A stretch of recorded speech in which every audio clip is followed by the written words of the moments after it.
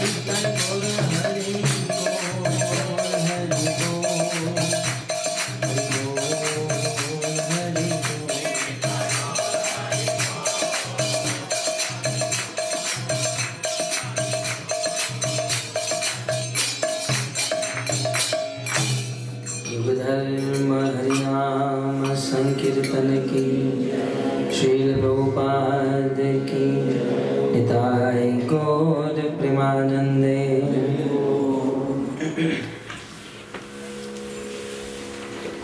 ओम नमो भगवते वासुदेवाय।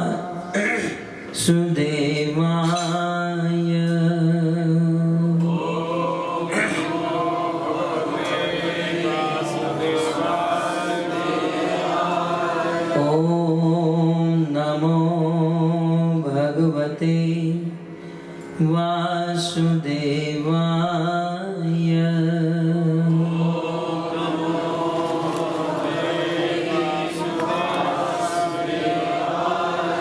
ओम नमो भगवते वासुदेवाय।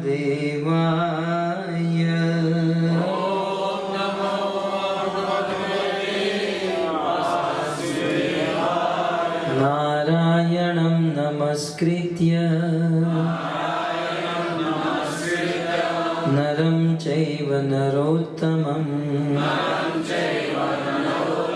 देवीं सरस्वतीं व्यासं ततो जयमुदीरये।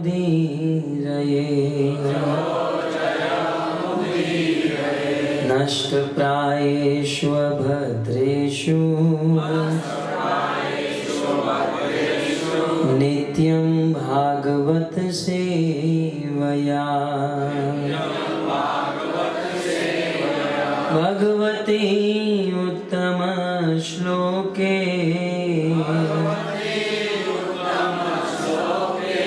भक्तिर्भवति नैष्ठकी।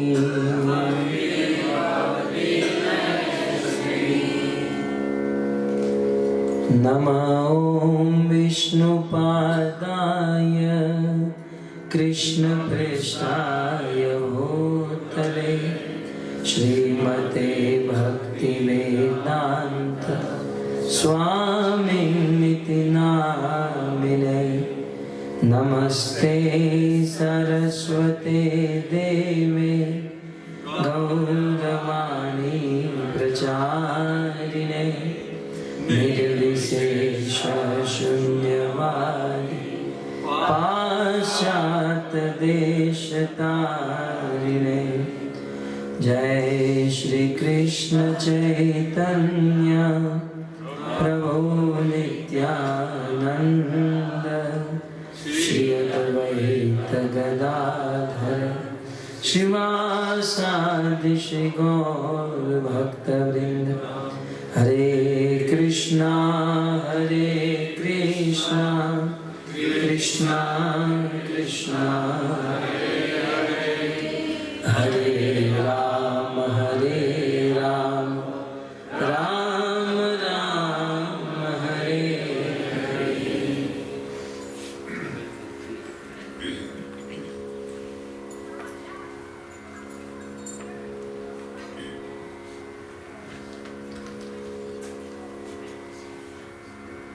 हरे कृष्णा कृष्णा कृष्णा हरे हरे, हरे राम राम राम हरे हरे।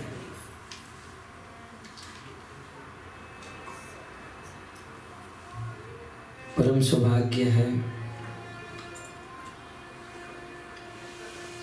श्री राधा माधव जी के चरण कमलों में बैठकर उनकी दिव्य लीला कथा श्रवण करने का अवसर आज हम सबको प्राप्त हुआ है।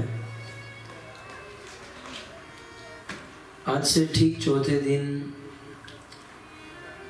श्रीमती राधा रानी का आविर्भाव दिन है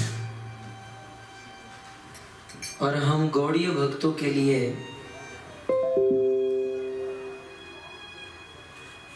इस वर्ष का सबसे श्रेष्ठ दिन है,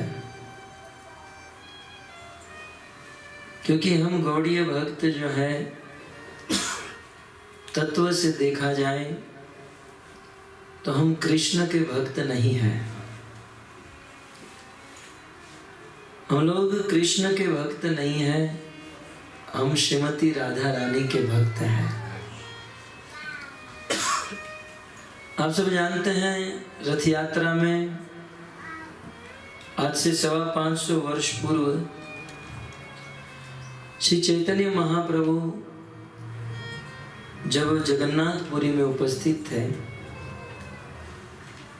तो उस समय चैतन्य महाप्रभु को पूछा गया, आप कौन हो? Who are you? आपकी पहचान क्या है? तब चैतन्य महाप्रभु कहते हैं, ना हम विप्र न च नरपति, मैं ब्राह्मण नहीं हूं। महाप्रभु कहते हैं, मैं राजा भी नहीं हूं, मैं क्षत्रिय नहीं हूं, मैं सन्यासी भी नहीं हूं, मैं गृहस्थ भी नहीं हूं, तो आप हैं कौन? तब चैतन्य महाप्रभु कहते हैं, गोपीर भरतार पद कमलम यदास दासान दास। गोपियों के पद चिन्हों पर चलते हुए उन गोपियों के दासों का दास हूं। मैं ये कह रहा था, हम सब गौड़ीय भक्त श्रीमती राधा रानी के भक्त हैं और ऐसी राधा रानी का आविर्भाव दिन बहुत निकट आ रहा है और इस आविर्भाव दिन के उपलक्ष्य में हमारा सौभाग्य है, खास करके मेरा सौभाग्य है कि आप सब भक्तों के बीच में युगल जोड़ी श्री राधा कृष्ण की कथा श्रवण कराने का अवसर मिला है। और आप लोगों का दुर्भाग्य है, 4 दिन मुझे झेलना पड़ेगा। श्री प्रभुपाद जी ने अनेकों मंदिर का निर्माण किया। उन सभी मंदिरों का नाम रखते हुए प्रभुपाद ने राधा रानी का नाम पहले रखा। चाहे राधा रास बिहारी हो, राधा श्याम सुंदर हो, राधा माधव हो, इन सब बातों से यह साबित होता है कि हम राधा रानी के भक्त हैं। और भक्तों,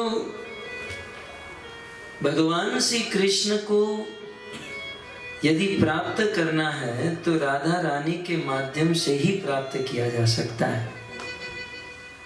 यदि हम चाहें कि हम डायरेक्ट कृष्ण को प्राप्त हो जाएंगे, डायरेक्ट कृष्ण को मिलेंगे, तो कभी हो नहीं सकता।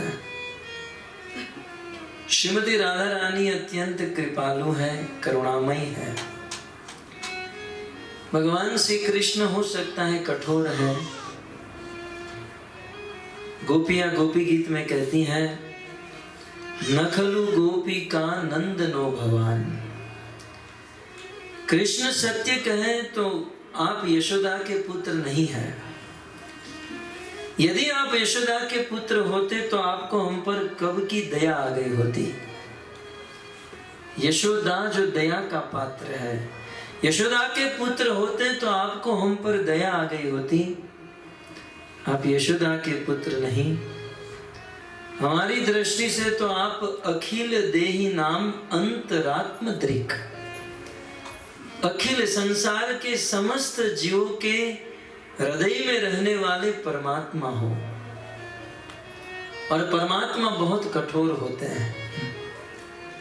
देखते हैं कि ये जीव इतना तड़प रहा है, ये जीव इतना दुखी हो रहा है, लेकिन फिर भी ऐसे ही बैठे रहते हैं, कुछ नहीं करते हैं। तो हो सकता है गोपियों की दृष्टि से भगवान, हमारा तो कोई अधिकार नहीं है कि हम भगवान को कठोर कहें, परंतु गोपियां कहती हैं, कृष्ण आपका हृदय पत्थर के समान कठोर है। परंतु भक्तों, श्रीमती राधा रानी माँ है और माँ का स्वभाव बहुत कोमल होता है। अतः हम राधा का नाम लेकर फिर कृष्ण का नाम लेते हैं ना, तो श्रीमती राधा रानी का हृदय पिघल जाता है और वो कृष्ण से कहती हैं कि अब तो आप अपने साधक की ओर देखिए। और कृष्ण हमारे ऊपर अपनी दृष्टि कर लेते हैं।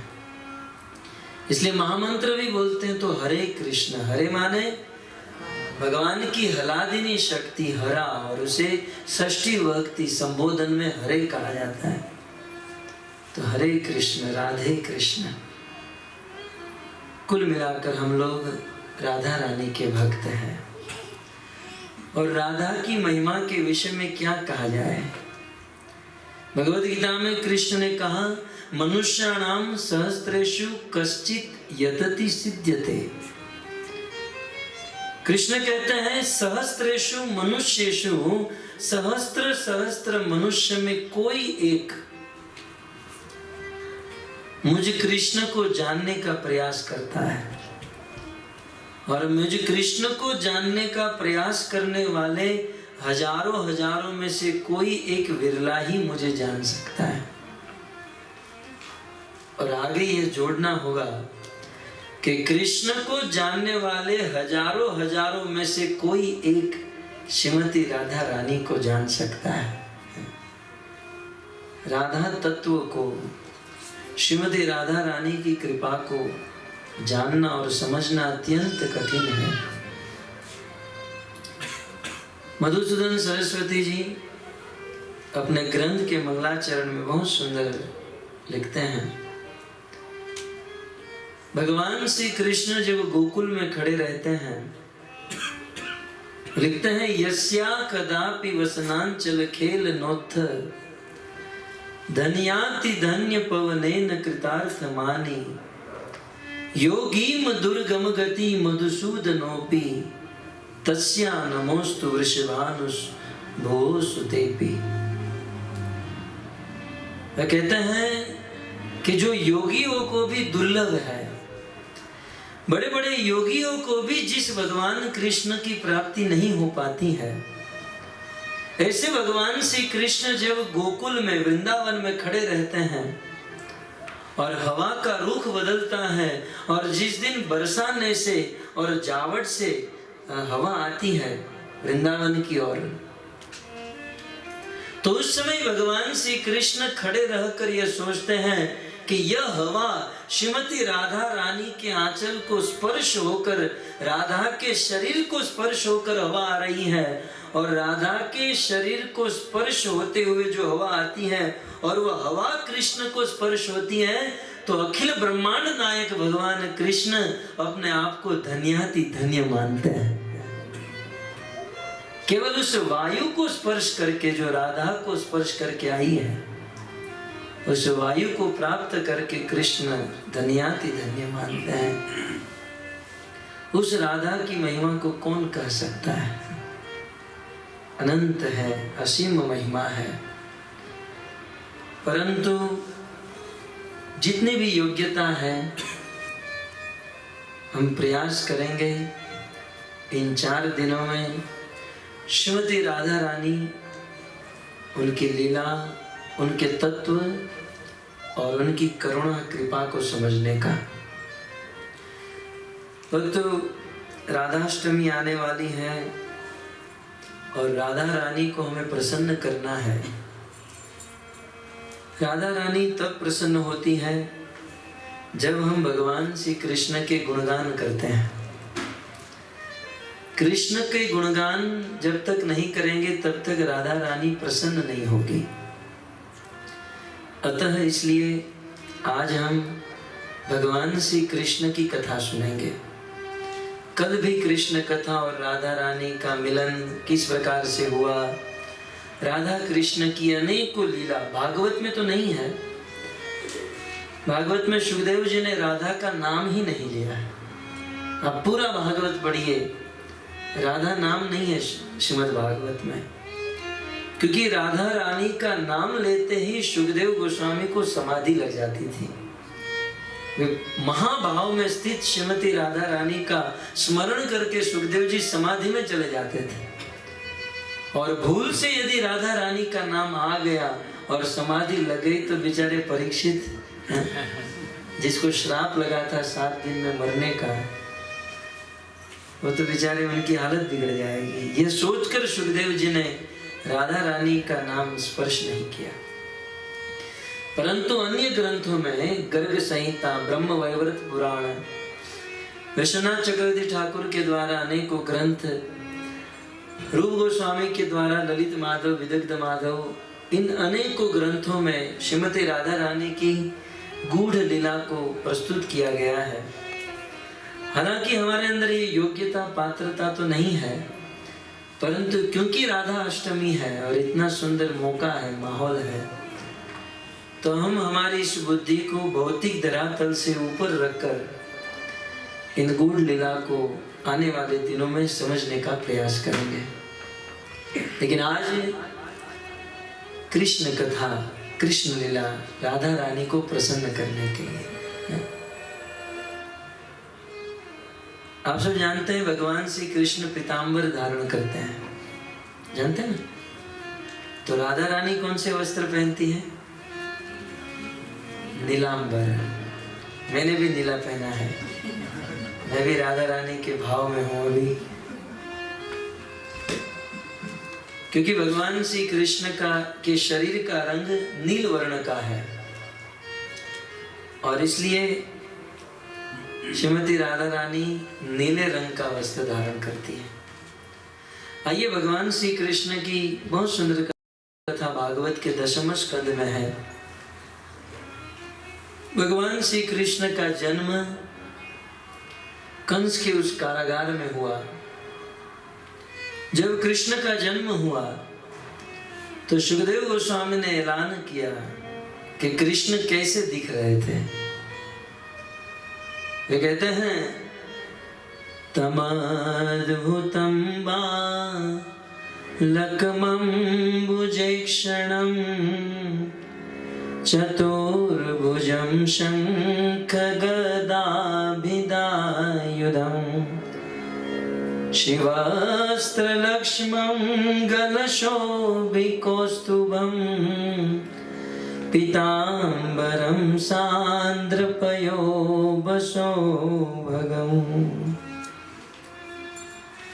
सुखदेव गोस्वामी कहते हैं, कृष्ण का जब जन्म हुआ तो कृष्ण कैसे थे? तम अद्भुतम बालकम, अद्भुत बालक के रूप में थे। वैसे एक दिन के बालक के रूप में थे भगवान कृष्ण, परंतु सुखदेव गोस्वामी कहते हैं कि साधारण बालक नहीं थे। तम अद्भुतम बालकम। आचार्यों ने अपनी कमेंट्री टीकाओं में लिखा है, अद्भुत बालक का अर्थ क्या है? बालक का अर्थ करते हुए लिखते हैं, बालक शब्द का संधि विच्छेद यदि आप करोगे तो उनके 2 शब्द बनते हैं, बाल और क। बाल का अर्थ होता है हमारे शरीर के जो बाल होते हैं ना, ये बाल। और भक्तों, क का अर्थ होता है ब्रह्मा। क माने ब्रह्मा। आप कहोगे क का अर्थ ब्रह्मा कैसे होता है? आपने सुना होगा वर्णमाला, यहाँ तो अल्फाबेट चलते हैं ABCD, परंतु संस्कृत, हिंदी, इन सब भाषा जिसे वर्णमाला कहते हैं, इस वर्णमाला में प्रथम अक्षर कौन सा है? क। और इस सृष्टि के प्रथम जीव कौन है? हाँ। तो प्रथम जीव ब्रह्मा और वर्णमाला का प्रथम अक्षर क, इसलिए हमारे वेदों में ब्रह्मा को क कहा जाता है, ब्रह्मा को क कहा जाता है।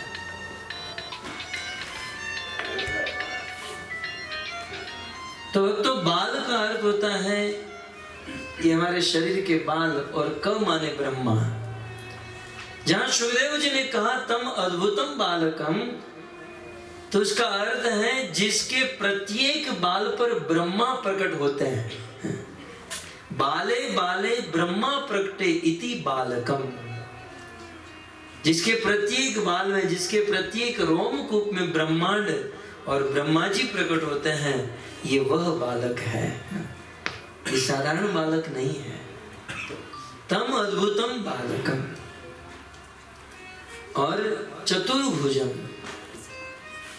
कंस के कारागार में देवकी और वसुदेव के पुत्र में जिस बालक का जन्म हुआ, वो बालक की 4 भुजाएं थी, चतुर्भुजा, और चारों भुजा में शंख चक्र गदा पद्म धारण किए हुए थे। आप ये मत समझिए बड़ी बड़ी भुजाएं थी, बहुत छोटी छोटी भुजाएं थी, क्योंकि बालक शब्द को पकड़ कर रखना होगा।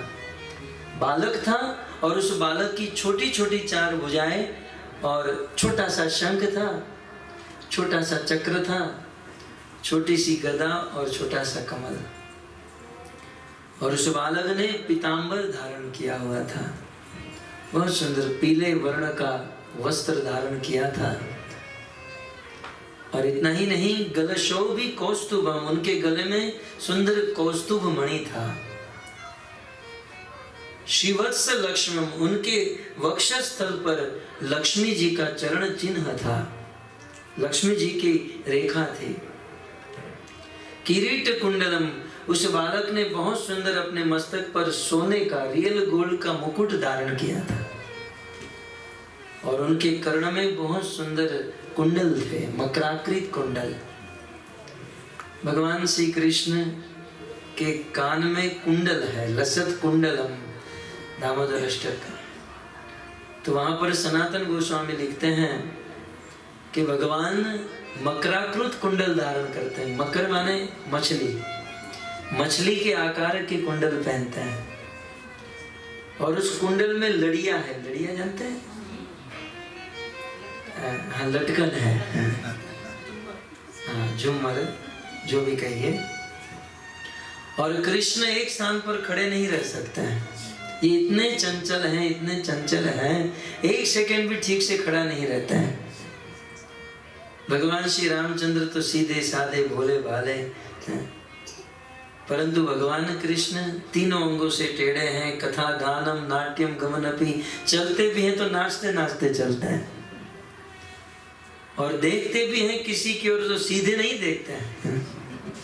किसी ने कहा राम और कृष्ण में अंतर क्या है, तो भारत के किसी संत ने कहा राम कृष्ण दो एक है, अंतर नाहि निमेष। राम कृष्ण दो एक है, अंतर नाहि निमेष। इनके नयन गंभीर है, राम के नयन गंभीर है, इनके चपल विशेष। राम के नयन गंभीर है, राम जो है बिल्कुल गंभीर है, सीधे साधे भोले भाले, और कृष्ण के नयन बिल्कुल चपल है, ठीक से आंखें खड़ी नहीं रहती, कभी यहाँ देखते हैं यहाँ देखते हैं, किसी की ओर देखते हैं तो बिल्कुल तिरछी नजर से देखते हैं, जिस पर दृष्टि करते हैं वो तो घायल हो जाते हैं। ब्रज में जब भगवान कृष्ण गैया चराने जाते हैं ना, तो गाय और बछड़े तो बेचारे बिल्कुल सीधे सीधे चलते हैं, लेकिन ये किसी गली में किसी गोपी को देख लेते ना, तो हाथ में छड़ी लेकर ये बछड़ा बहुत बिगड़ गया है, ये बछड़ा सीधा चला, लेकिन उसे जानबूझकर गली में लेकर जाते हैं, बछड़ा बिगड़ गया है करके वहां जाकर किसी गोपियों को देख कर आता है।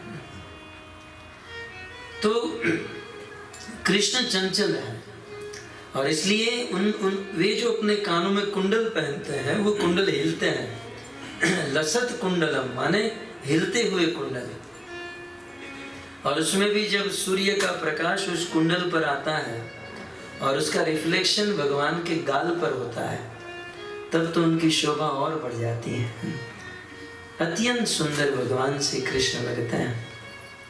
एक दिन का बालक है, खैर आज तो एक दिन का बालक देखने जैसा नहीं होता है, ये मोबाइल जितना होता है, उसके कोई रूप रंग ढंग ठीक नहीं होता है, लेकिन कृष्ण एक दिन के थे तब भी बहुत सुंदर लगते थे। सुंदर मुकुट धारण किया था, कानों में कुंडल था, और कमर में करधनी थी, और पाँव में बहुत सुंदर घुंघरू थे।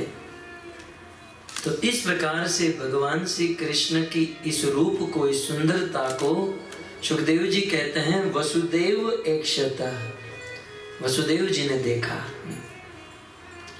अर्थात भगवान कृष्ण जब प्रकट हुए न, तो देवकी जी तो मूर्छित अवस्था में थे। सर्वप्रथम दृष्टि वसुदेव जी की गई। राम अवतार में भगवान श्री रामचंद्र को सबसे पहले कौशल्या जी ने देखा, दशरथ जी ने बाद में देखा, और कृष्ण लीला में वसुदेव जी ने पहले देखा, देवकी जी ने बाद में देखा। सो वसुदेव जी ने इतनी सुंदर मूर्ति को जब देखा परम मोहित हो गए। देवकी भी जग गई। देवकी ने भगवान कृष्ण को देखा, अद्भुत रूप था। देवकी ने अपने स्तन का पान कराया, परंतु ये दोनों कंस के भय से भयभीत हो रहे थे, क्योंकि कंस इन दोनों के 6 पुत्र को मार चुका था। अतः इन दोनों के हृदय में यह आशंका थी कि कंस कहीं इस बालक को भी न मार दे। दोनों भयभीत हो रहे थे। भगवान कृष्ण ने इन दोनों को पूर्व जन्म की याद कराई। बोले माताजी पिताजी आप चिंता मत कीजिए, आप पूर्व जन्म में कश्यप और अदिति थे, उनके जन्म में उनके पूर्व जन्म में पृश्नि और सूतपा थे। आपने बहुत बहुत तपस्या की और मैं आपके सामने प्रकट हुआ, और जब मैंने आपको वरदान मांगने के लिए कहा तो आपने मांगा कि हमें कुछ नहीं चाहिए, हमें आप जैसा पुत्र चाहिए। तो मैंने तथास्तु कहा, और मैं जब मेरे धाम में जाकर देखा कि मेरे जैसा पुत्र इनको कैसे मिलेगा, क्योंकि उपनिषद में लिखा है एको एव अद्वितीय। उपनिषद में लिखा है भगवान एक ही है, उनके जैसे दूसरे और कोई नहीं है। और भगवान ने वादा कर चुके थे भगवान, इसलिए साक्षात भगवान ही इनके पुत्र के रूप में प्रकट हो गए। तो पूर्व 3 जन्म की याद कराई और कहा कि हे माताजी पिताजी, अभी भी आपको कंस का भय लग रहा है तो आप मुझे गोकुल में नंद बाबा के वहां छोड़ाइए, क्योंकि नंद बाबा के पास 9 लाख गाय हैं, और मैं नंद बाबा के पास रहूंगा, उस गाय का दूध दही माखन खाऊंगा और बलवान बन जाऊंगा, और इतना बलवान बनूंगा, बड़ा होकर मैं यहाँ आऊंगा, कंस को मारकर आपको कारागार से मुक्त करा दूंगा। एक दिन का लड़का ये बोल रहा है, मैं आपको कंस के कारागार से मुक्त करा दूंगा, आप मुझे नंद बाबा के वहां छोड़ाइए। कृष्ण की बात देवकी और वसुदेव को अच्छी लगी, और वसुदेव जी कृष्ण को लेकर मथुरा से गोकुल जाने के लिए तैयार हुए। कुछ लोग ऐसा कहते हैं और दिखाते हैं कि वसुदेव कृष्ण को टोकरी में रखे और अपने मस्तक पर चढ़ा कर गए। ये बिल्कुल गलत है। भागवत कहता है कि उस समय वहां पर एक बहुत सुंदर कोमल वस्त्र था, जो बिल्कुल दूध के फैन की तरह बिल्कुल नरम था। वसुदेव जी ने कृष्ण को उस वस्त्र में रखा और अपने हृदय पे लगाकर वसुदेव जी वहां से निकलने लगे। देवकी की इच्छा नहीं हो रही थी। अब विचार कीजिए, संसार का साधारण बालक है जिसका कोई रूप नहीं, कोयले जैसा काला होता है। आज मैं फ्लाइट से आ रहा था तो एक माता जी लेकर बैठी थी, लेकिन फिर भी कितना प्रेम करती है।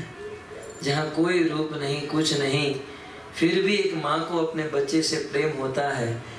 तो जहाँ अखिल ब्रह्मांड नायक भगवान कृष्ण जिसकी गोद में खेल रहे हैं, ऐसे सर्वाति सुंदर श्याम सुंदर को छोड़ने का मन कैसे होगा। वसुदेव जी जब लेकर जा रहे हैं तो देवकी बार बार उनको रोक रही है, अपने स्तन का दूध पिला रही है, और अपने हृदय में पत्थर रखकर कृष्ण को सौंप दिया। कृष्ण वसुदेव को सौंप दिया और वसुदेव जी कृष्ण को लेकर चलने लगे। वैसे वसुदेव जी के हाथ और पांव में लोहे की जंजीर बंधी हुई थी, लोहे की बेड़ियां थी जो कंस ने बांध कर रखी थी। लेकिन भक्तों, भागवत में वर्णन है, जैसे ही वसुदेव जी ने कृष्ण को अपने हाथों में लिया, वो बेड़ी अपने आप खुल गई, वो बंधन जो था अपने आप खुल गया। और जैसे वसुदेव जी कृष्ण को लेकर आगे चले तो उस कंस के कारागार में, उस जेल में जो बड़े बड़े दरवाजे लगे हुए थे, वो दरवाजे अपने आप खुल गए। ऋषि जी लिखते हैं, ये कौन सी बड़ी बात है, जिस भगवान श्री कृष्ण का एक बार अपनी जिह्वा पर नाम ले ले, जिस भगवान कृष्ण का नाम लेने पर मुक्ति का दरवाजा खुल जाता है, साक्षात भगवान जिसके गोद में है, तो कंस के कारागार का दरवाजा खुल जाए, ये कौन सी बड़ी बात है। खुल गया दरवाजा कंस के कारागार का, और उस कारागार में जितने भी सिपाही थे, ये सब लोग योग निद्रा में अर्थात माया में फंसकर सो गए। वसुदेव जी कृष्ण को लेकर उस कारागार से बाहर निकले। जैसे ही बाहर निकले तो बादल गरजने लगे, ऐसा वर्णन है। बादल गरजने लगे। बादल के गरजने का कारण यह है कि बादल खुशी के मारे पागल होने लगे, पागल होने लगे। बादल को आनंद आ गया आज, क्योंकि जब वसुदेव जी कृष्ण को लेकर बाहर निकले और बादल ने देखा कि कृष्ण के शरीर का रंग हमारे रंग जैसा है, घनश्याम वर्ण का है। बादलों ने देखा कि कृष्ण के शरीर का रंग हमारे रंग जैसा है, इसलिए अब आने वाले विद्वान, पंडित, कवि, साधु, संत, महात्मा गण भगवान के शरीर की उपमा हम बादलों के साथ देंगे। ये सोचकर बादल नाचने लगे, अर्थात गरजने लगे। और बादल इतने प्रसन्न हो गए, इतने प्रसन्न हो गए कि बारिश करने लगे, आकाश से बारिश होने लगी। बारिश क्यों होने लगी? बादलों ने सोचा कि आज अखिल ब्रह्मांड नायक भगवान का जन्म हुआ है। और संसार में साधारण किसी आदमी का जन्म होता है और उनके बर्थडे में जाते हैं तो कुछ ना कुछ भेंट, गिफ्ट लेकर जाते हैं। तो अखिल ब्रह्मांड नायक भगवान का जन्म हुआ है तो हमें उसे भेंट देनी चाहिए, कुछ गिफ्ट, कुछ उपहार देना चाहिए। और बादलों के पास से सबसे बड़ा धन है जल। उनके पास डॉलर तो है नहीं, आपके कैनेडियन डॉलर तो गिराएंगे नहीं। बादल का धन जल माना गया है। तो जिसके पास जो धन होता है वो देता है। इंडिया वाले रुपये देते हैं, आप लोग डॉलर देते हैं। और बादल जो है वो पानी देता है। तो आज मुक्त भाव से ये सारे बादल भगवान के ऊपर पानी बरसाने लगे, अर्थात दान करने लगे। बड़ी महिमा है भक्तों दान की। कल टोरंटो में कथा थी, 2-3 दिन से चल रही थी, तो वहां पर मैं द्वारिका लीला कह रहा था। भगवान कृष्ण जब हस्तिनापुर से द्वारिका वापस लौटे तो द्वारिका वासीगण कृष्ण के शंख की आवाज को सुनकर उनको देखने के लिए, कृष्ण दर्शन लालसा, कृष्ण को देखने के लिए दौड़ने लगे। तो उस समय समस्त द्वारिका वासी कृष्ण के पास गए। तत्रोपनीत बलयो रवेर दीप इवात्रिता। सूत जी ने वहां पर कहा कि ये सभी द्वारिकावासी कृष्ण के लिए कुछ ना कुछ भेंट लेकर गए, कुछ ना कुछ गिफ्ट लेकर गए। शास्त्र का सिद्धांत है भक्तों, गुरु के पास और भगवान के पास जब हम जाते हैं ना, खाली हाथ नहीं जाना चाहिए। गुरु के पास और भगवान के पास जाते हैं तो कुछ ना कुछ भेंट और उपहार लेकर जाना चाहिए, क्योंकि इन दोनों ने हमें जो दिया है इसका ऋण हम कभी नहीं चुका सकते हैं। ऋण तो नहीं चुका सकते परंतु प्रेम तो दिखा सकते हैं। हमारी योग्य, मैं नहीं कहता हूं कि आप करोड़ों डॉलर दे दीजिए, अपने स्टैंडर्ड से, अपनी योग्यता से, अपने भाव से कुछ ना कुछ। बादल देने लगे। तो कुछ लोग कहेंगे क्या भगवान के धाम में भी मंदी चल रही है? क्या उनको भी कुछ घट रहा है? सूत जी ने कहा, कल कथा थी ना, तो सूत जी ने वहां पर कहा रवेर दीप इवात्रिता, यद्यपि भक्तों के द्वारा भगवान को दी गई भेंट भगवान की नजर में कुछ नहीं है। रवे द्वीप, सूर्य के सामने दीपक दिखाने के समान है। इतना बड़ा सूर्य है और उनकी पूजा करने के लिए आप दिया दिखाओ तो सूर्य के सामने क्या है? कुछ नहीं। परंतु फिर भी जब हम भगवान को देते हैं, भगवान प्रसन्न होते हैं। तो ये बादल जो थे गरजने लगे, नाचने लगे और जल बरसाने लगे, मानो भगवान को भेंट दे रहे हैं, भेंट देने लगे। और इतना ही नहीं, और अधिक गरजने लगे। समंदर को जाकर कहने लगे, हे समंदर, तुम्हारे पास इतना जल है लेकिन कुछ काम का नहीं है। हमारे शास्त्रों में उन धनियों की उपमा समंदर के साथ की गई है जिसका धन कभी भी भगवान की सेवा में नहीं लगता है। समंदर को आप देखते हो, समंदर में अगाध मात्रा में जल है लेकिन एक गिलास भी आप पी नहीं सकते।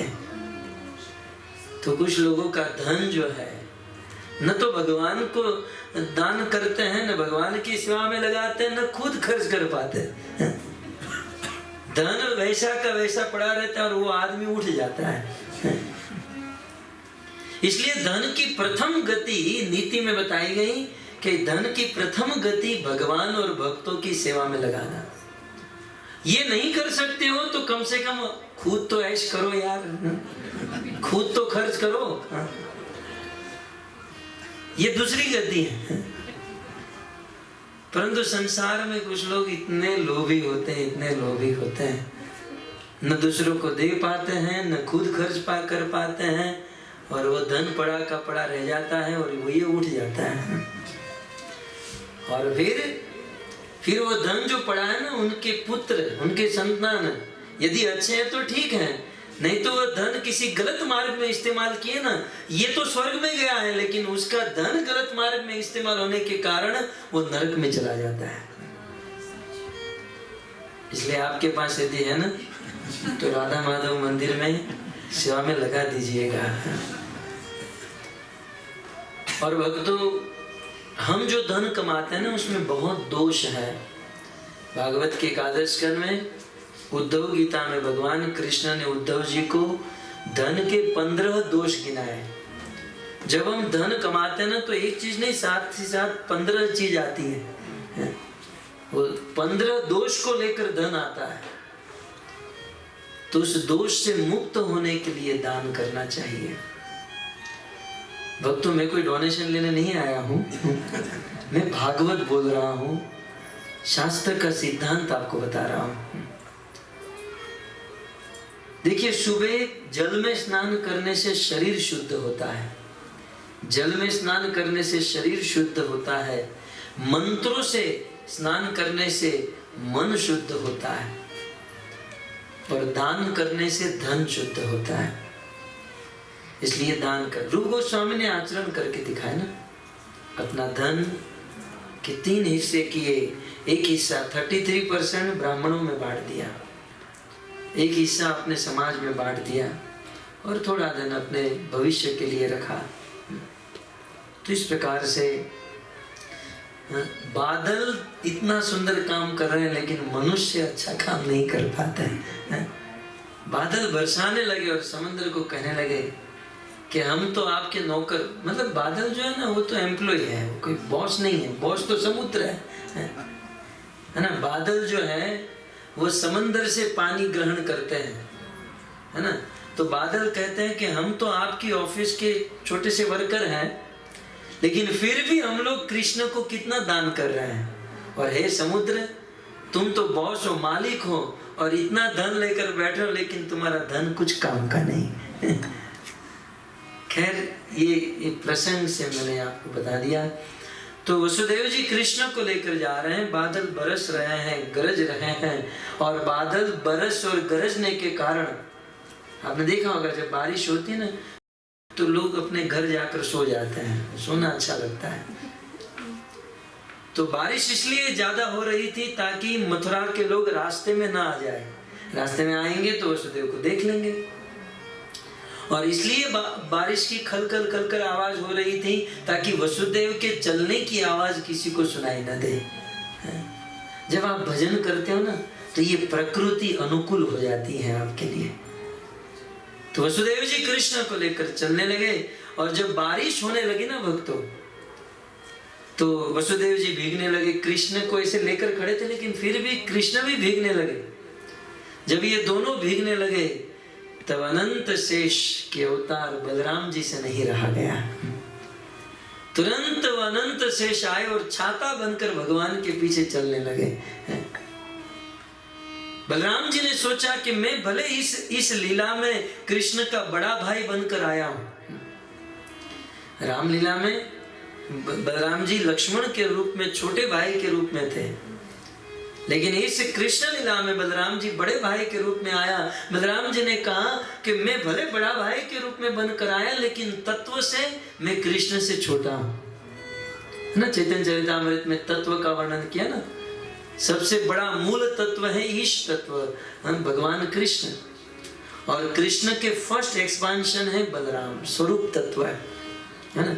तो तत्व के अनुसार कृष्ण से बलराम प्रकट होते हैं, इसलिए बलराम जी तत्व से छोटे हैं, कृष्ण बड़े हैं। लेकिन लीला के अनुसार बलराम जी बड़े हैं, कृष्ण छोटे हैं। लेकिन बलराम जी ने कहा लीला में भले मैं बड़ा हूं लेकिन तत्व से छोटा हूं, और छोटे का धर्म है बड़े की सेवा करना। यह सोचकर बलराम जी आ गए। आपके मन में प्रश्न होता होगा कि बलराम जी बड़े भाई बनकर क्यों आए? इसके पीछे कारण है। जब रामायण में पूरी रामायण समाप्त हुई, भगवान रामचंद्र अयोध्या के राजा बन गए, तो एक दिन लक्ष्मण जी ने भगवान श्री रामचंद्र को बुलाया।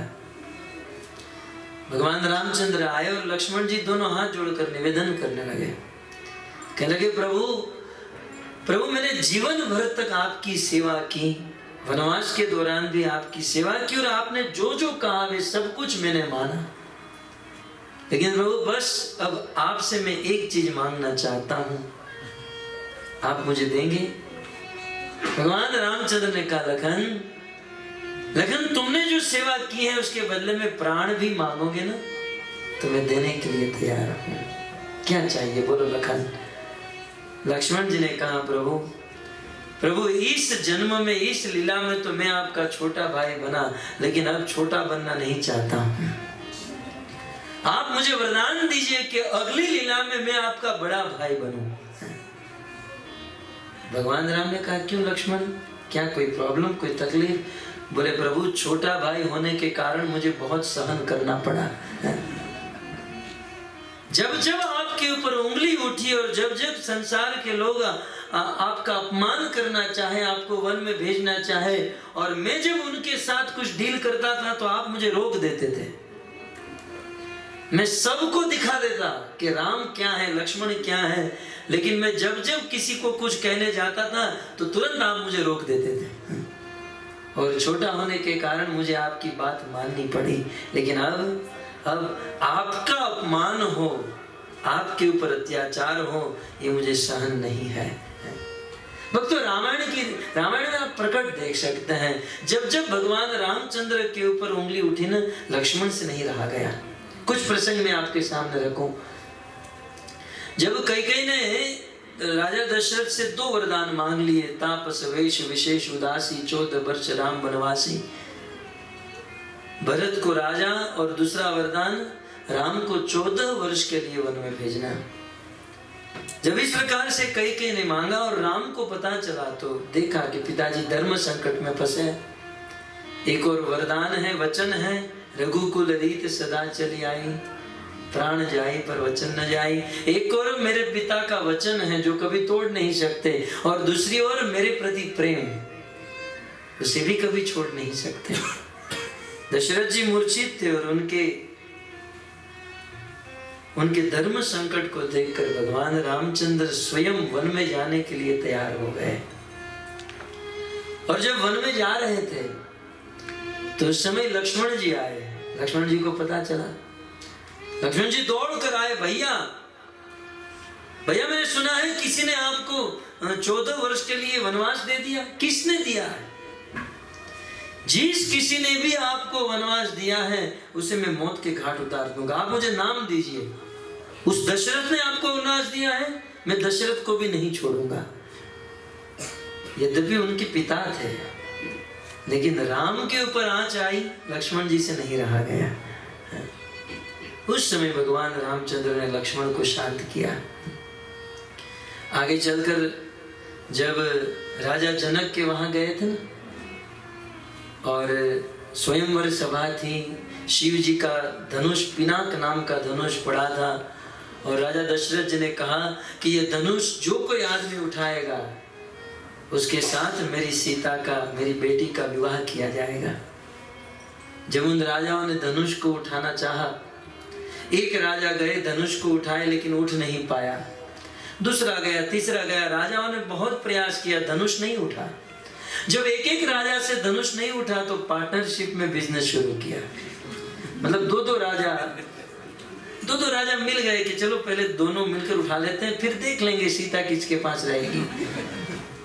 तो दो दो राजा गए, तीन तीन राजा, चार चार राजा। रामायणकार ने ऐलान किया, भूप सहस्त्र सब एक ही बारा, लगे उठावन टरही न टारा, बिगति न शंभु सरासन कैसे, कामी वचन सती मनु जैसे, कामी वचन सती मनु जैसे। एक नहीं, दो नहीं, 10 नहीं, उस धनुष को उठाने के लिए 10,000 राजा खड़े हो गए। रामायण में वर्णन है 10,000 राजाओं ने धनुष को पकड़ लिया। हाँ, विचार कीजिए, 10,000 राजाओं ने धनुष को पकड़ा है, वह धनुष कितना लंबा चौड़ा होगा है? और 10,000 राजा मिलकर भी धनुष नहीं उठा पाए। कैसे? रामायणकार कहते हैं जैसे कामियों के वचन की असर किसी सती नारी के ऊपर नहीं होती है, वैसे यह कामी राजाओं के भुजाओं की असर उस धनुष के ऊपर नहीं हुई, नहीं हिला। तो उस समय जनक जी को बड़ा बड़ा क्रोध हुआ। जनक जी ने कहा बस बहुत हुआ। इस प्रकार 10-10 हजार राजा खड़े होकर मिलकर भी धनुष नहीं उठा पाते हो। तजु आस निज निज गृह जाऊं, ये तो संस्कृत भाषा में है। हमारी इंग्लिश में यदि इसको ट्रांसलेट किया जाए तो जानते हैं जनक जी ने क्या कहा? Get lost. तजहु आस निज निज गृह जाऊं, भागो यहाँ से, एक भी राजा यहाँ पर दिखना नहीं चाहिए, गेट लॉस्ट, गेट आउट। लेकिन राजा इतने निर्लज्ज थे, जनक जी ने इतना अपमान किया, यहाँ तक कह दिया तजहु आस निज निज गृह जाऊं, फिर भी सब लोग बैठे रहे। क्या सोचकर बैठे होंगे? आचार्य ने कहा है कि राजाओं ने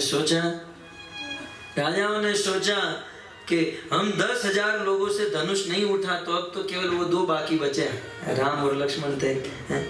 तो जब हम इतने लोगों से नहीं उठा तो उस लड़के से उठेगा?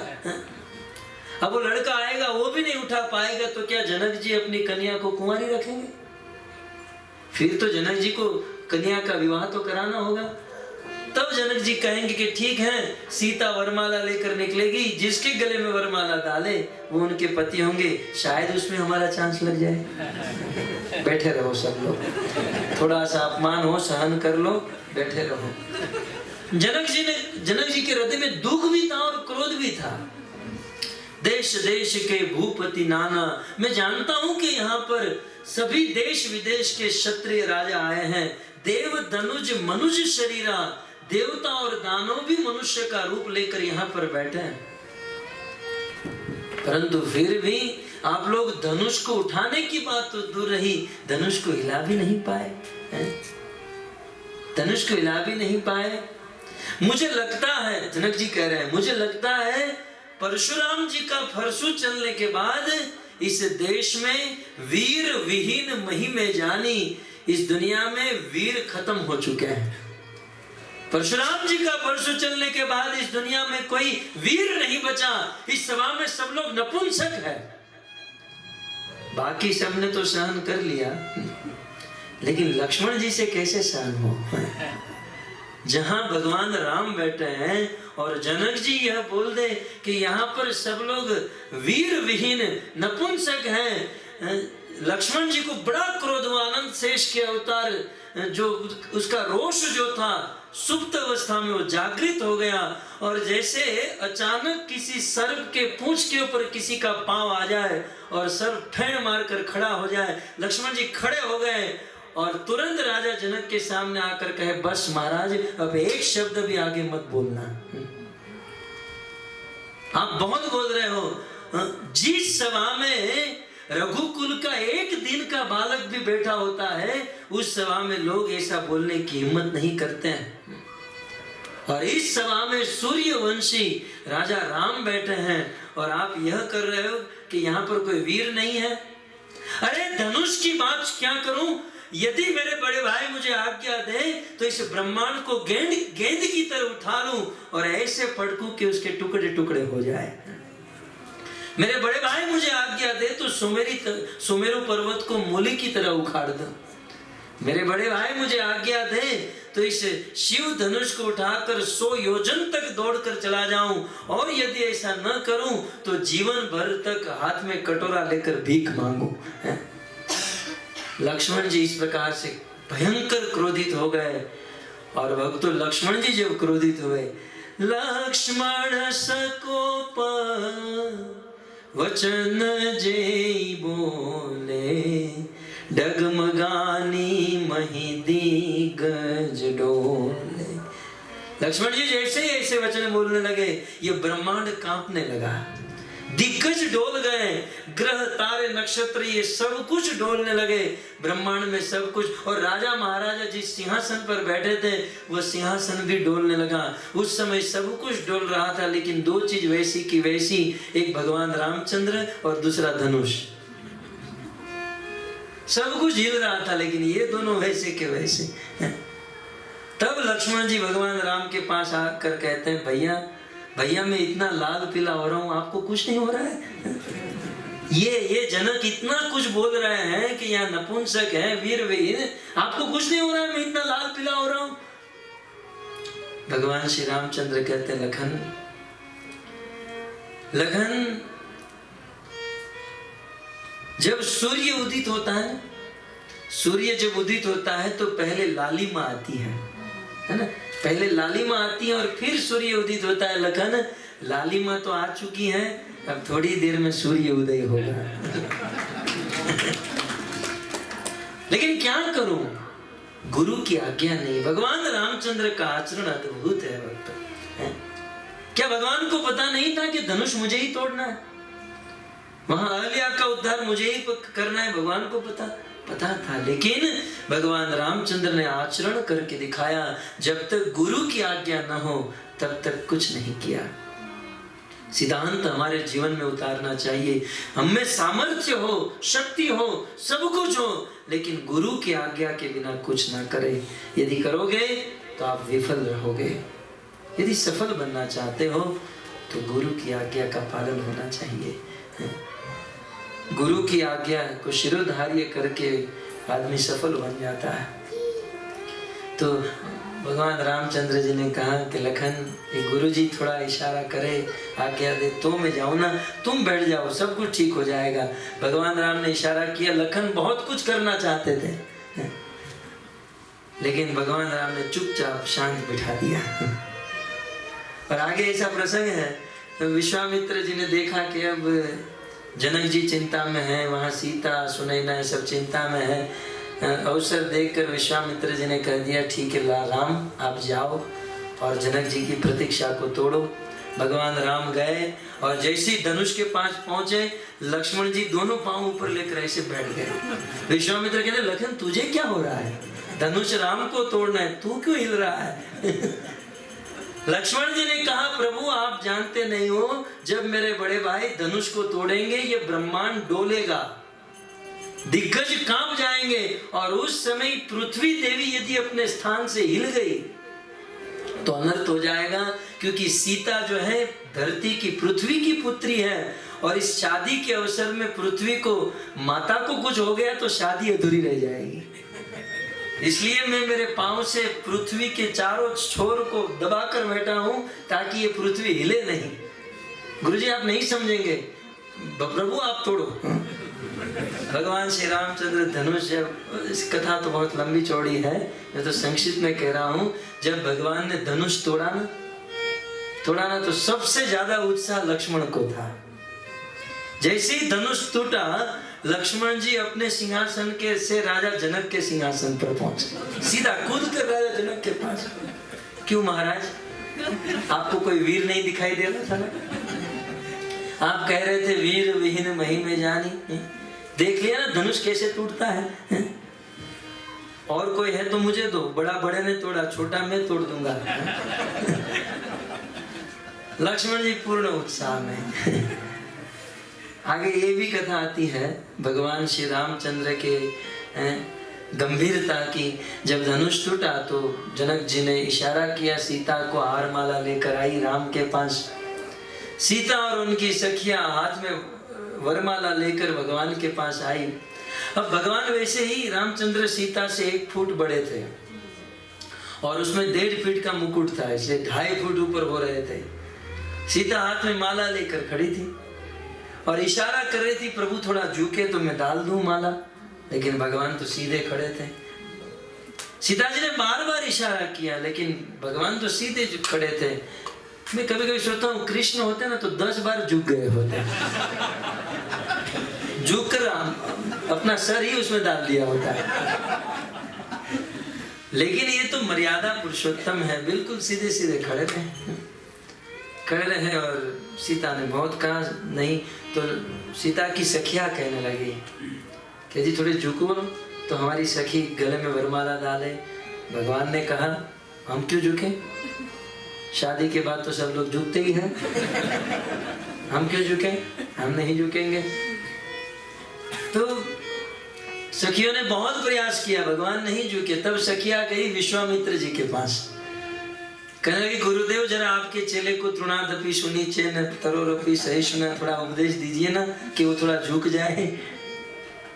गुरुजी ने कहा देखो धनुष तोड़ाना मेरा काम था, धनुष टूट गया, अब आप सब देख लो, आपका लुकआउट है, मेरा काम खत्म हुआ, यहाँ तक मेरा काम था।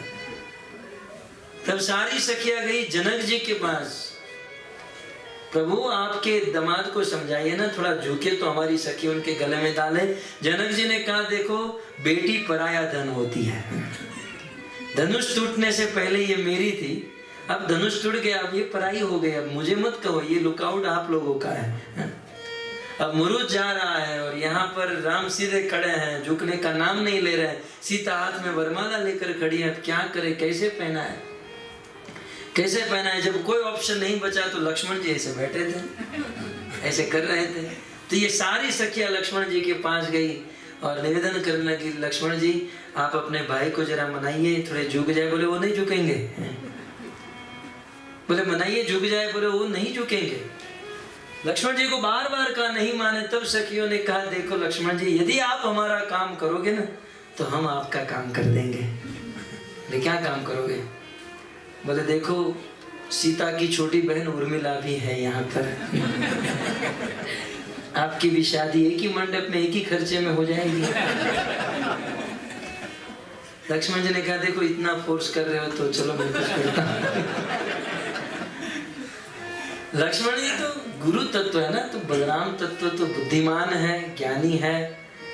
देखिए टेक्निक लक्ष्मण जी की। लक्ष्मण जी ने कहा आप सब लोग जाओ, पोजीशन लेके खड़े रह जाओ, जब मैं इशारा करूं तब डाल देना। लक्ष्मण जी आए भगवान रामचंद्र के पास, वाह प्रभु वाह, जीवन में बड़ा भाई कोई मिले तो आपकी तरह, क्या काम किया प्रभु आपने। बड़े बड़े राजाओं ने, हजारों राजाओं ने मिलकर जिस धनुष को नहीं तोड़ा आपने अकेले तोड़ दिया। प्रभु प्रभु आज तो आपको प्रणाम करने का मन हो रहा है, कहाँ है आपके चरण, छूने दो मुझे। ऐसे करके लक्ष्मण जी भगवान के चरण छूने गए तो भगवान लक्ष्मण को उठाने के लिए झुके, लखन नहीं अभी नहीं, ऐसे झुके तो इशारा किया डालो अब जल्दी। जैसे ही भगवान रामचंद्र लक्ष्मण जी को उठाने के लिए झुके, सीधे सीता जी ने वरमाला डाल दी, राम और सीता का विवाह हो गया।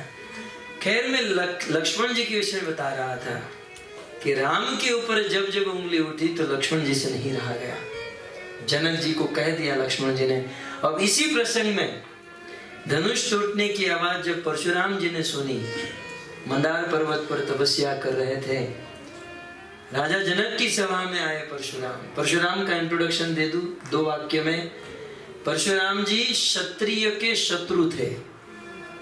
इस दुनिया में रहने वाले सभी क्षत्रियों का विनाश किया, एक नहीं 21 बार। और परशुराम जी गौर वर्ण के थे और परशुराम जी मृगचर्म धारण करते थे। और परशुराम जी के जीवन का एक सिद्धांत था कि सब लोग शास्त्र से नहीं सुधरेंगे। इस दुनिया के सब लोग शास्त्र से सुधरने वाले नहीं हैं। उन लोगों को सुधारने के लिए शस्त्र हाथ में उठाना ही पड़ेगा। आज भी कुछ कुछ जगह पर परशुराम जी का सिद्धांत बहुत जरूरी है।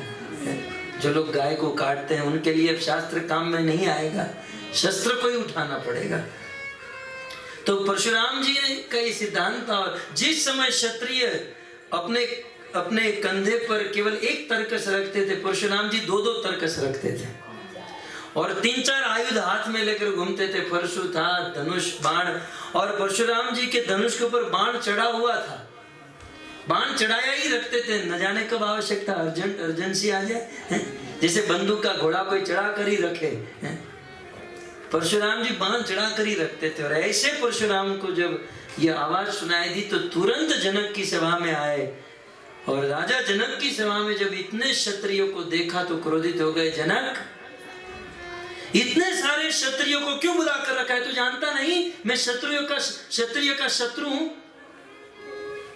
जनक जी ने कहा, महाराज बेटी की शादी भी ना कराऊं, बेटी का विवाह कराने के लिए इन क्षत्रियों को बुलाया था। जब इस प्रकार से बेटी के विवाह की बात आई तो विश्वामित्र ने देखा कि मैं राम का इंट्रोडक्शन कराऊं। विश्वामित्र जी राम को लेकर परशुराम जी के पास आए। और जब परशुराम जी राम की ओर जब देख रहे थे तो बिल्कुल उनके बाजू में टूटा हुआ धनुष पड़ा था। परशुराम जी की दृष्टि टूटे हुए धनुष के ऊपर गई, तब तो उनका क्रोध बिल्कुल क्रोध बढ़ गया। तुरंत परशुराम जी ने कहा, जनक ये शिव धनुष किसने तोड़ा है? क्योंकि वो धनुष जो था वो परशुराम जी का था। परशुराम जी ने गिफ्ट में जनक जी को दिया था। आप यदि किसी को बहुत महंगी गिफ्ट दो और 3 दिन के बाद उसके घर पे जाकर देखो किसी ने तोड़ दी है तो क्रोध नहीं होगा? और उसमें भी आध्यात्मिक वस्तु थी। परशुराम जी को बहुत क्रोध हुआ। जनक, ये शिव धनुष किसने तोड़ा है? जिस किसी ने ये शिव धनुष तोड़ा है उसे इस सभा से अलग करो, नहीं तो जनक जहां तक तेरा राज्य है उस राज्य को मैं छिन्न भिन्न कर दूंगा। परशुराम जी जब इस प्रकार से कहे ना, वो जो राजा थे ना, सब लोग आपस में कानाफूसी करने लगे। यार, जिस समय जनक जी ने कहा ना गेट लॉस्ट, उस समय निकल गए होते तो अच्छा था। क्योंकि अब इसका परसों चलेगा तो हम सब लोग हैंडीकैप होने वाले हैं। सब लोग अफसोस करने लगे। उस समय यदि निकल गए होते तो अब तक तो घर पर पहुंच गए होते। ये आफत आ गई यहाँ पर है? सारे राजा बिल्कुल सहम गए, सब लोग चिंता में, सबके हार्ट बीट बढ़ गए, कुछ लोग को हार्ट अटैक आ गया। और यहाँ परशुराम जी इतने क्रोधित हो रहे हैं कि इसने तोड़ा है ये शिव धनुष। भगवान श्री रामचंद्र परशुराम जी के पास गए और कहे, महाराज, शिव धनुष को कोई तोड़े यह कार्य तो आपका दास ही कर सकता है ना। परशुराम जी क्रोधित, अरे दास उसे कहते हैं जो सेवक होता है, सेवक वो है जो सेवा करे। शिव धनुष तोड़ने वाला सेवक नहीं, सहस्त्र बाहु के समान मेरा शत्रु है। बता किसने तोड़ा है शिव धनुष? भगवान श्री रामचंद्र इतने प्रेम से बात कर रहे थे, परशुराम जी इतना क्रोधित हो गए। तब लक्ष्मण जी विश्वामित्र जी के पास आए, महाराज आपने एक गलत काम कर दिया, आपने गलत आदमी के साथ इंट्रोडक्शन कराया मेरे बड़े भाई का। ये मेरे टाइप का आदमी है। ये मेरे टाइप का आदमी है और इसके सारे प्रश्न के जवाब मेरे पास है। आप आज्ञा दो तो मैं जाऊं। विश्वामित्र ने देखा कि पूरा समाज बिल्कुल आंख खोलकर बैठा है, यदि इसके सामने लक्ष्मण जी ही सामना कर सकते हैं। विश्वामित्र ने देखा, लखन जाओ और दे दो जवाब। परशुराम जी का क्रोध अग्नि के समान भभक रहा था और अग्नि के समान क्रोध में लक्ष्मण जी की प्रथम आहुति लक्ष्मण जी ने जाकर प्रथम आहुति डालकर उस क्रोध को और बढ़ाया। कहा,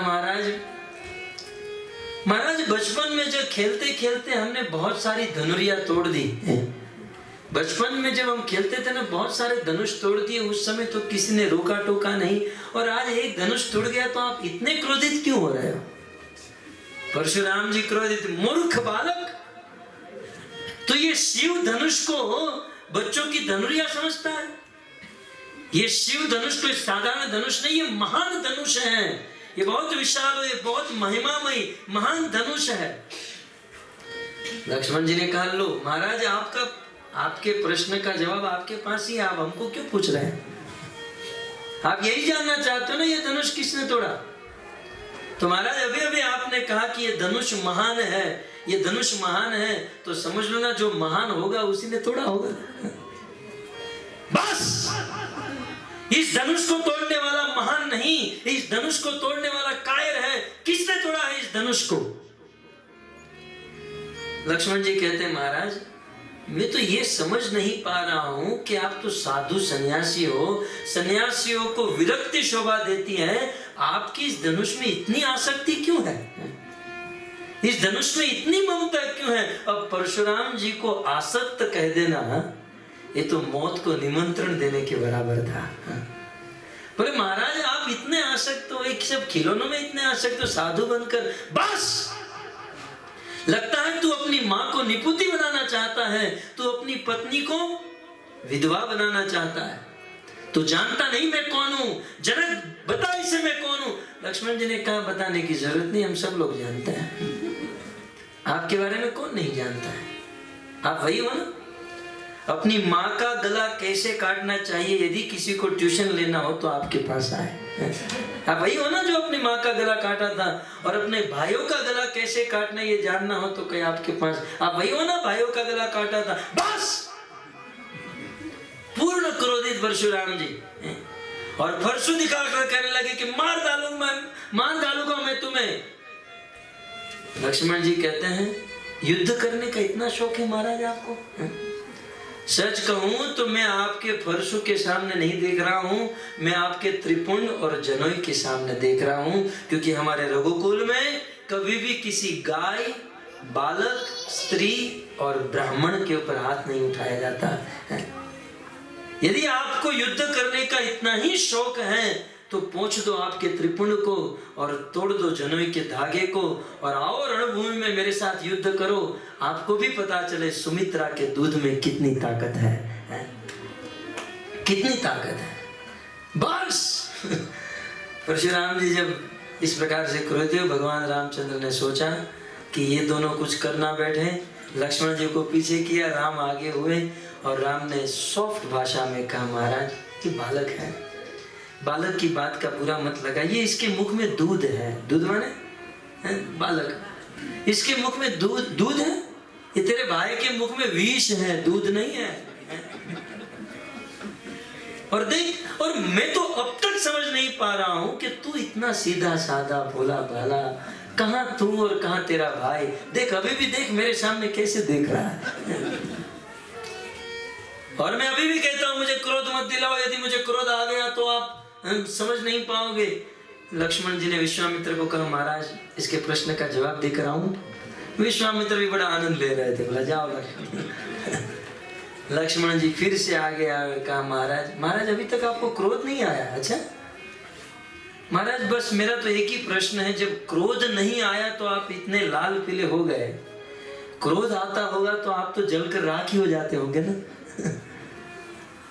इस प्रकार से लक्ष्मण जी ने परशुराम जी का सामना। मैं कहने का अर्थ मेरा यह है कि जब जब भगवान श्री रामचंद्र के ऊपर उंगली उठी, लक्ष्मण जी से नहीं रहा गया। आगे जब राम को वनवास मिला और चित्रकूट में रह रहे थे और भरत जी चतुरंगिणी सेना को लेकर चित्रकूट में आए,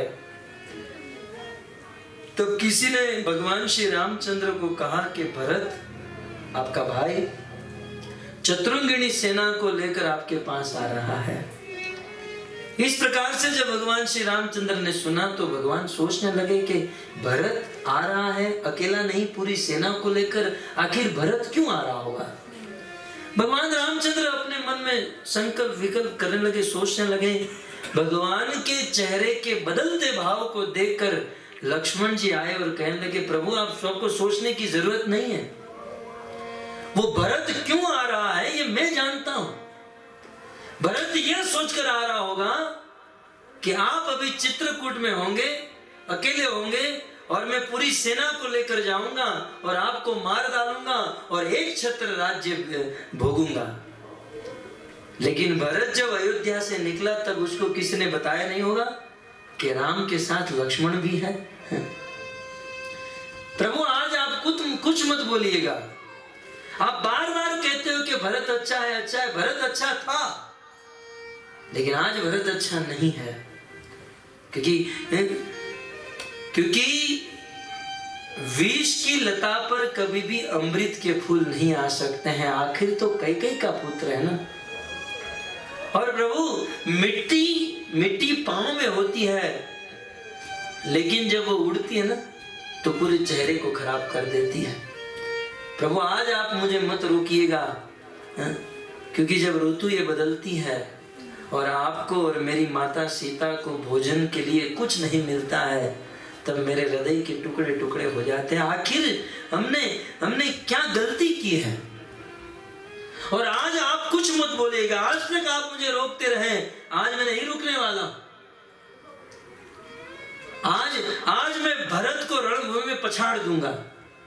आज मैं भरत के साथ युद्ध करूंगा और युद्ध करते हुए साक्षात भरत की सेना में महादेव भी आए तो मैं उसे भी पछाड़ दूंगा।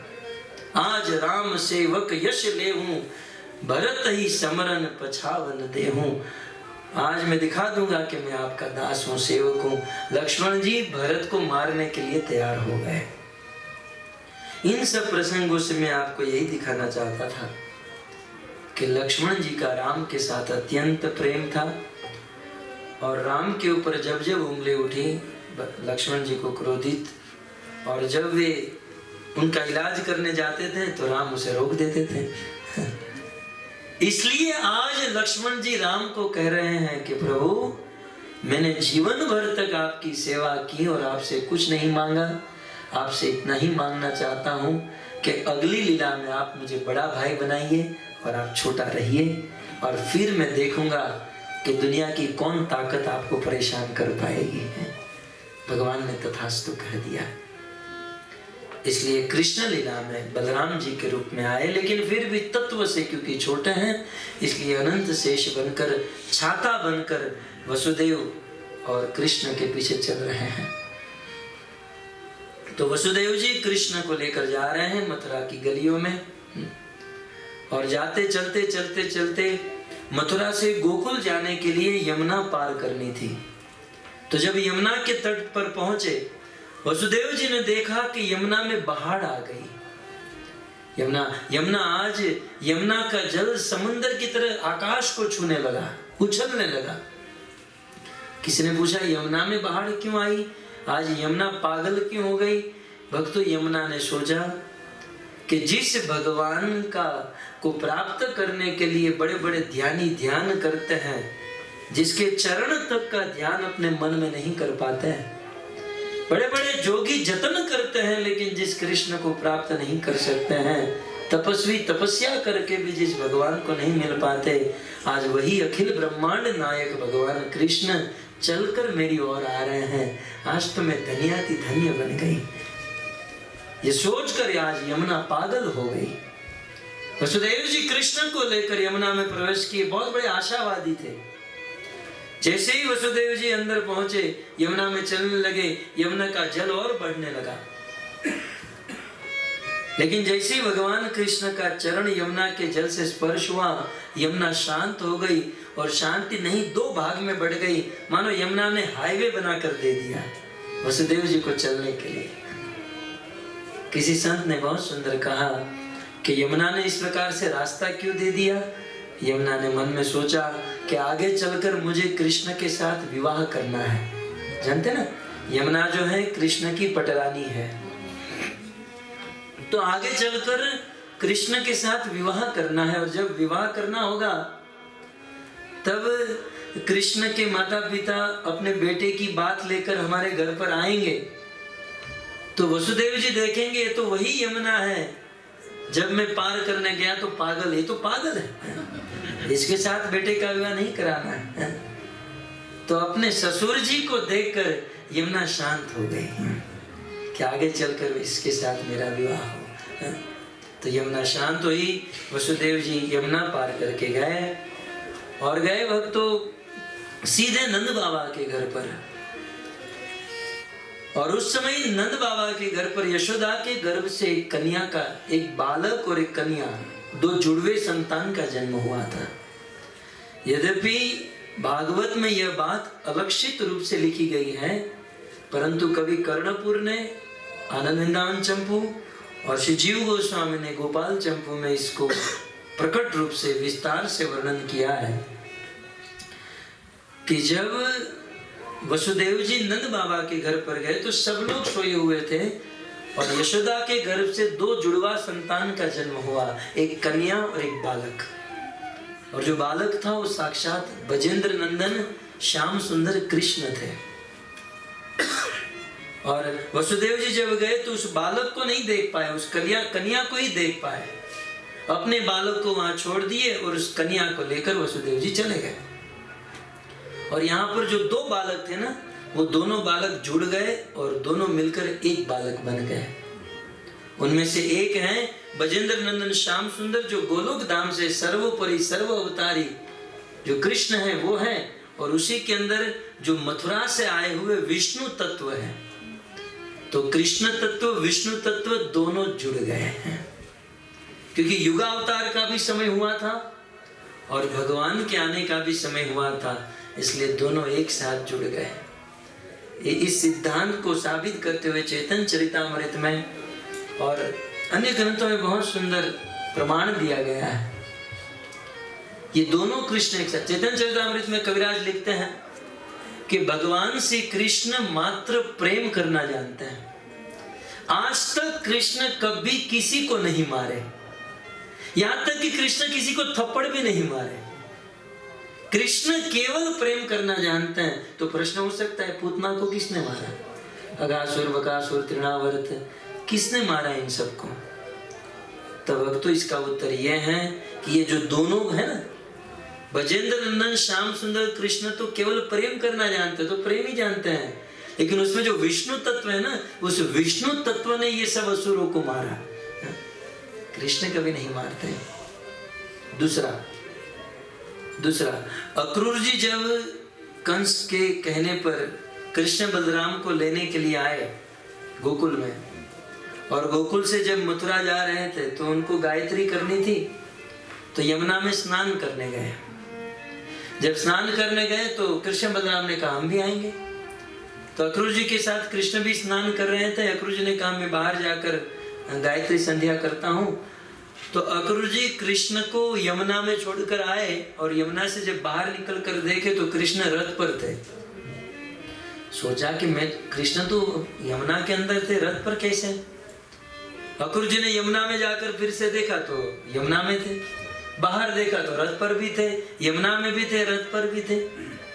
अक्रूर जी कुछ समझ नहीं पाए, परंतु सिद्धांत यह है कि जब वृंदावन से अक्रूर जी कृष्ण को लेकर जा रहे थे, तो जो यशोदा के पुत्र थे ना, बजेंद्र नंदन श्याम सुंदर, वो वृंदावन में ही रह गए, और जो मथुरा से लाए गए थे वो मथुरा में चले गए।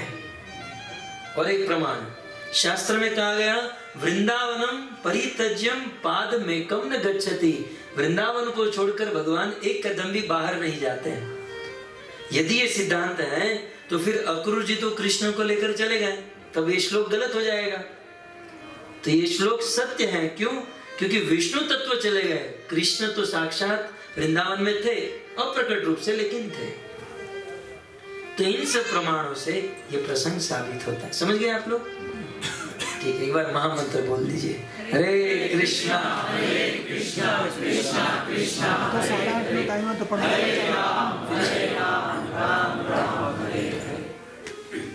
हरे कृष्णा कृष्णा कृष्णा हरे राम राम राम हरे।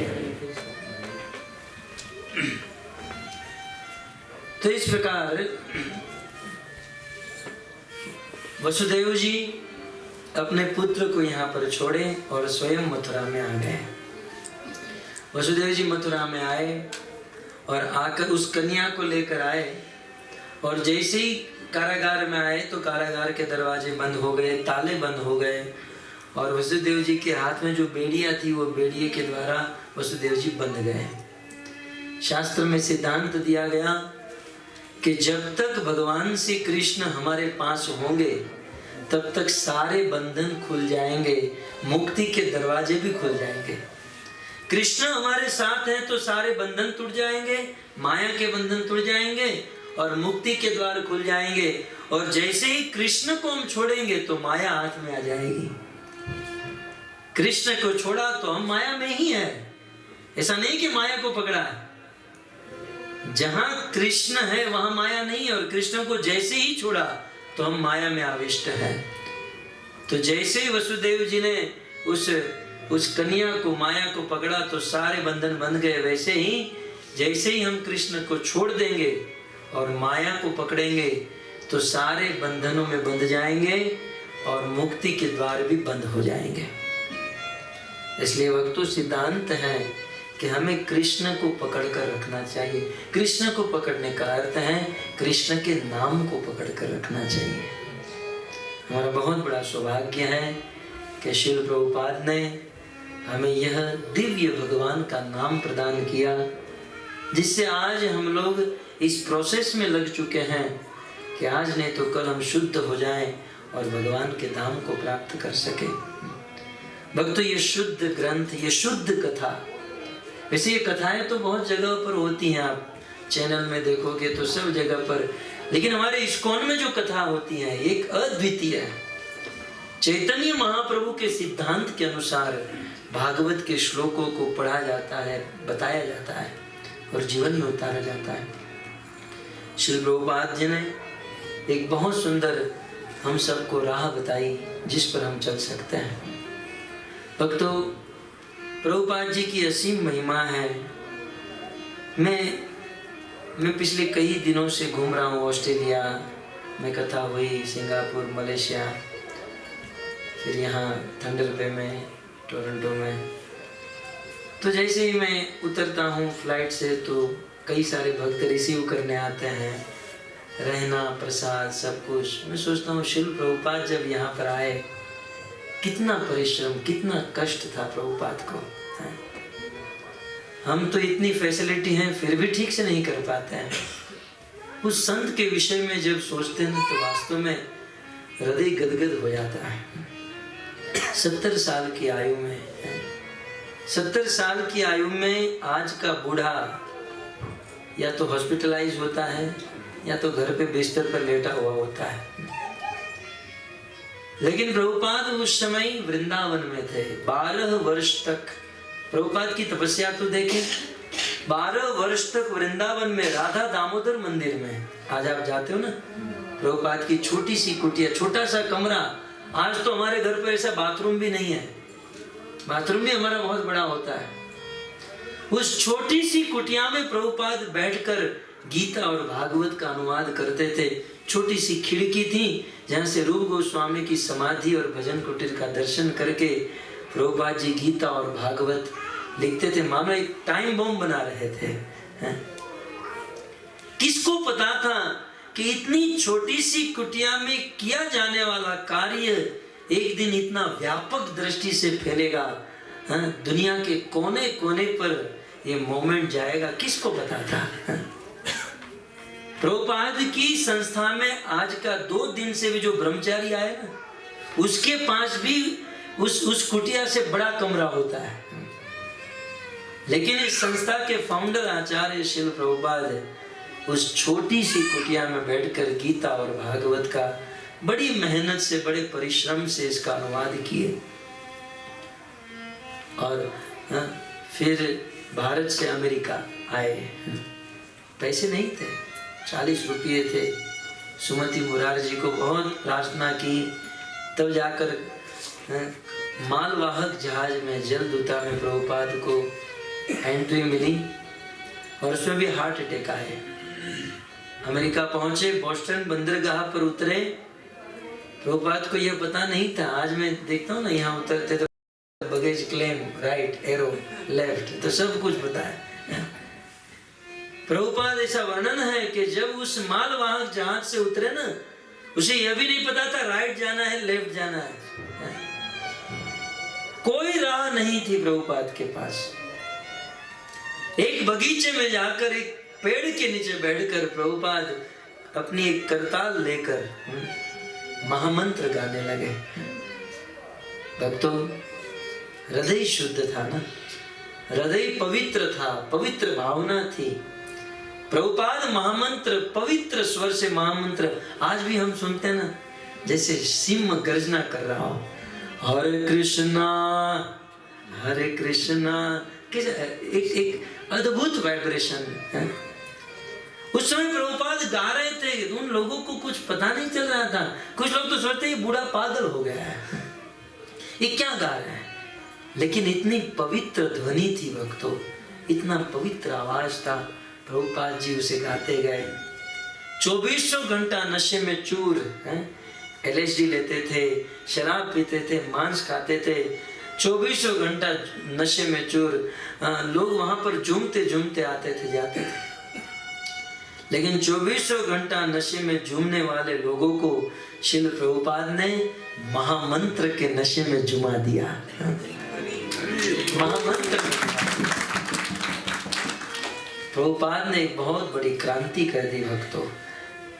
प्रभुपाद को पूछा गया कि आजकल, उन दिनों में, कि आजकल लोग बड़े बड़े साधु सन्यासी जो हैं चमत्कार दिखाते हैं। स्वामी जी, आपका कोई चमत्कार है? आप क्या चमत्कार करते हो? बाजू में कुछ हिप्पीज बैठे थे जो भक्त बन चुके थे।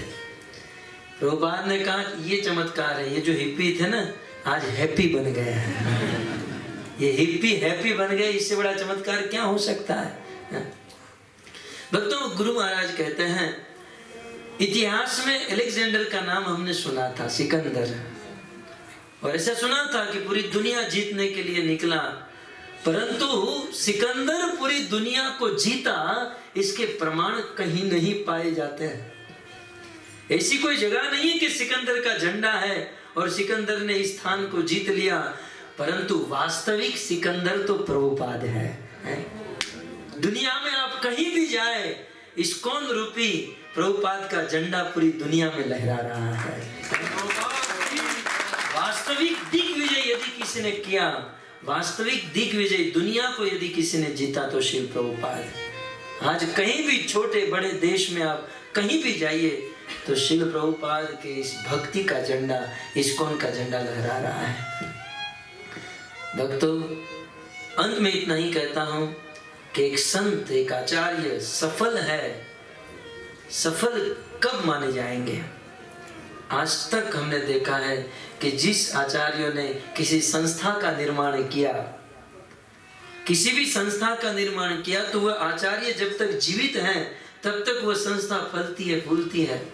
लेकिन जैसे वो आचार्य चले जाते हैं, उस संस्था में ताले लग जाते हैं, वो संस्थाएं बंद हो जाती हैं। लेकिन श्रील प्रभुपाद जी की ये संस्था भक्तों देखा गया, प्रभुपाद जी जब थे तब प्रचार हुआ, और प्रभुपाद जी के जाने के बाद यह प्रचार 100 गुना अधिक बढ़ गया। इसका अर्थ है प्रभुपाद एक सक्सेस फाउंडर आचार्य है, एक सक्सेस संत है, सक्सेस आचार्य। तो कल 50 साल हो रहे हैं और यहाँ पर बहुत सुंदर फेस्टिवल है। आप सभी भक्तों को करबद्ध निवेदन है, 12 बजे शुरू होगा ना। मेरा सौभाग्य है कि मुझे भी इस फेस्टिवल में लाभ लेने का अवसर मिलेगा, तो हम सब कल 12 बजे मिलेंगे। 12 से 3 बजे तक यहाँ पर एक्टिविटीज़ हैं, अलग अलग कार्यक्रम हैं। 3 से 4 अभिषेक हैं और फिर 5:30 बजे से कथा। अब कथा जो यहाँ रुकी है, वसुदेव जी वापस लेकर आ गए हैं। कल कथा शुरू होगी गोकुल से। नंद के घर पर बहुत बड़ा उत्सव होगा। नंद घेर आनंद भयो और जय कन्हैया लाल की। तो ये भी होगा और कल पूतना आएगी, तो हम लोग मारेंगे यहाँ पर पूतना, अघासुर बकासुर। थोड़े खा पी कर आइएगा, क्योंकि असुरों को मारने के लिए थोड़ी शक्ति चाहिए। और फिर एक मोड ऐसा आएगा जहाँ पर मैं भागवत और ब्रह्म वैवर्त को ज्वाइंट करूँगा। कृष्ण और राधा का प्रथम मिलन और राधा कृष्ण की दिव्य लीलाएं। तो इस प्रकार से एक कंप्लीट पैकेज के रूप में 4 दिन में हम सब श्रवण करेंगे। आप सब लोग आइए, अपने जीवन को धन्य कीजिए। और विशेष आप सब भक्त अपने जीवन का कीमती समय निकाल कर इस कथा को सुनने के लिए आए। आप सबका धन्यवाद। Thank you very much. ग्रंथराज श्रीमद् भागवतम महापुराण की। श्रील प्रभुपाद